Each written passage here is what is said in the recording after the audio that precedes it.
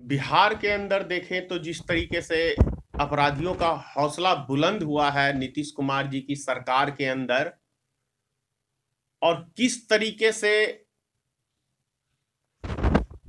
प्रत्येक दिन आप देखें तो कहीं ना कहीं हत्या, लूट, डकैती, आम नागरिक की हत्या, व्यापारी की हत्या, नेता की हत्या एक आम रिवाज सा बन के रह गया बिहार के अंदर। माननीय नीतीश कुमार जी सुशासन की अपना दम भरते हैं, लेकिन हकीकत तो यह है कि बिहार की ही राह पे केंद्र सरकार चल रही है। माननीय नीतीश कुमार जी की राह पे यदि कहें कि मोदी सरकार चल रही है तो कोई दो मत नहीं है। जैसे 2005 के अंदर माननीय नीतीश कुमार की सरकार बनी थी तो आप सबको याद होगा, धरना स्थल जो है आपको गांधी मैदान था और हार्डिंग पार्क था। किसी भी तरह का आंदोलन, धरना प्रदर्शन सेंटर है, यहां पे लोग करते थे ताकि सरकार तक हमारी आवाज जाए और सरकार उन बातों पे ध्यान दे।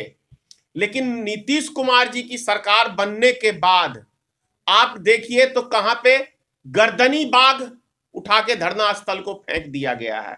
जहां एक जंगल है, कोई आपकी आवाज सुनने वाला नहीं, कोई आदमी का आवाजाही नहीं, मतलब एक जंगल में धरना स्थल को दे दिया गया है। आप वहां पे सुबह से लेकर रात तक माइक लगा के चिल्लाते रह जाएं, मर जाएं, नीतीश कुमार की सरकार को कोई लेना देना नहीं है। अगर आपने कहीं उग्र होकर प्रदर्शन किया तो बदले में आपको क्या देगा नीतीश कुमार की सरकार, तो इसका जीता जागता नमूना आप लोग प्रत्येक दिन देखते ही हैं। कहीं ना कहीं किसी न किसी संगठन के कर्मचारी को, चाहे छात्र हो, चाहे पुलिसकर्मी हो, चाहे महिला कर्मी हो, चाहे आंगनबाड़ी की सेविकाएं हो, चाहे पैरामेडिकल के, मतलब मिला जुला के कहें तो कोई भी ऐसा विभाग नहीं है जिसने नीतीश कुमार के सरकार के खिलाफ या मोदी सरकार के खिलाफ आंदोलन नहीं किया और बदले में उसको मोटे मोटे लठ इस सरकार ने, चाहे केंद्र की सरकार हो चाहे बिहार सरकार हो, दोनों मिला जुला के एक ही रवैये से चल रही हैं।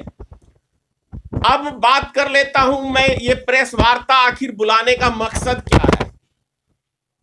हरलाखी के अंदर एक दिव्यांग लड़की की गैंग रेप हुआ है, आप सब जानते हैं। गैंग रेप हुआ है तो उसके अंदर मेरे पास वहां से सामाजिक संगठनों ने अपील किया है, व्हाट्सएप पे मैसेज भेजा है कि नेताजी आप इसको इंसाफ दिलाने के लिए आप हमारी मदद करें। मैं यहां पे ये कहना चाहता हूं, मैं इसीलिए इस आंदोलन की बातें मैंने किया है कि आखिर हम किस तरह से मदद कर सकते हैं उनकी। आंदोलन करें, प्रशासन डंडा देगी। कौन से आंदोलन में प्रशासन ने अभी तक आंदोलनकारियों के ऊपर जुल्म सितम नहीं किया है? तो ऐसे में आप, यदि आपको हमारी जरूरत पड़ती है तो हमारा हाथ कौन मजबूत करेगा? आप हाथ मजबूत करेंगे। तो इलेक्शन का टाइम आता है तो उस टाइम में मोदी याद आता है, लालू याद आता है, तब हमारे जैसे नेता याद नहीं आते इस देश की जनता को कि हम आपकी लड़ाई लड़ने के लिए सक्षम हैं, आपकी लड़ाई हम लड़ते हैं। तो आपका भी कर्तव्य बनता है कि हमारा हाथ मजबूत आप लोग करें। लाठी डंडा खाने के लिए धनेश्वर महतो जाए, अन्य पार्टी के लोग जाएं, लेकिन इलेक्शन के टाइम में आप लोग क्या करते हैं? कोई हिंदू के नाम पे वोट करता है तो कोई मुसलमान के नाम पे वोट करता है। तो अपने लिए गड्ढा खोदने का काम, नर्क द्वार जिसे हम कहते हैं, नर्क का दरवाजा खोलने का काम आम जनता खुद करती है। तभी तो आपको मैं बता दूं कि मुजफ्फरपुर की सेंट्रल हॉल की जो 34 बच्चियों का रेप इसी नीतीश कुमार की सरकार में हुआ है ना, तो क्या इंसाफ मिल गया? चमकी बुखार से हजारों बच्चों की मौत इसी नीतीश कुमार के सरकार में हुआ है। क्या जनता ने उसका रिजल्ट दिया? अभी देश के अंदर कोई समस्या नहीं है। समस्या नहीं है जनता के नजर में। जब उनका किसी के साथ कोई अप्रिय घटना घटती है तब विपक्षी नेता उनको याद आते हैं। क्यों भाई, क्यों याद आ रहे हैं हम आज? मेरी बातें आम जनता को बहुत बुरी लगेंगी, लेकिन धनेश्वर महतो कड़वी बातें करने के लिए मैं जाना जाता हूं, क्योंकि मैं सच्चाई बोलता हूं तो लोगों को मिर्ची लगती है। मुजफ्फरपुर में भी बलात्कार हुआ था, आपको पटना में भी हुआ, मधुबनी में भी हुआ, भागलपुर में भी हुआ, उसके बाद भी हम नीतीश कुमार की सरकार को चुन रहे हैं। तो इसका जिम्मेदार कौन है? आम जनता, आप स्वयं हैं। एक बलात्कारी सरकार को आप सपोर्ट करते हैं, एक हत्यारे सरकार को आप सपोर्ट करते हैं। जैसे अभी मान के चलिए, केंद्र की थोड़ी सी बात कर लेते हैं। एक आंदोलन चला था अभी आपको पिछले साल केंद्र सरकार के खिलाफ, एनआरसी CAA कानून के लिए। मैं उसका प्रोटेस्ट का हिस्सा बना। हिंदू समाज के लोगों में भारतीय जनता पार्टी के लोगों ने यह भर दिया कि एनआरसी के तहत हम लोग मुसलमानों को बाहर भगाएंगे। आसाम में एनआरसी लागू हुआ तो उस कानून का तो कम से कम सरकार को चाहिए कि पूरी तरह से उसका विज्ञापन के जरिए, टीवी के जरिए, पेपर के जरिए, सोशल मीडिया के जरिए उस कानून के संबंध में बताना चाहिए सरकार को ना।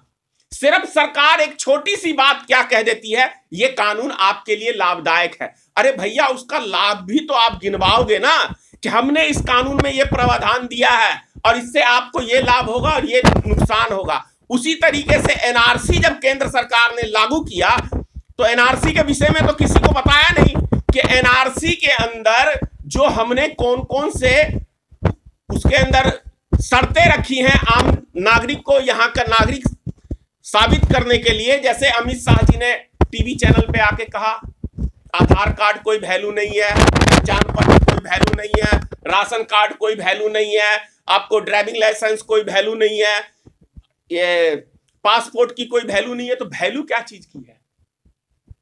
ये आम जनता को तो नहीं पेपर के माध्यम से कहा, बस ये कह दिया कि ये नागरिक संशोधन कानून है, हम विदेशियों को यहां पे बसाएंगे और यहां के नागरिकों को जिनके पास कागज पूरे नहीं मिलेंगे उनको हम बाहर भगाएंगे।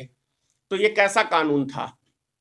1971 से पहले का, आपको बता दूं, 1971 से पहले का आपके बाप दादा के नाम पे रजिस्ट्री होनी चाहिए थी, ये कानून में उसमें लिखा गया है।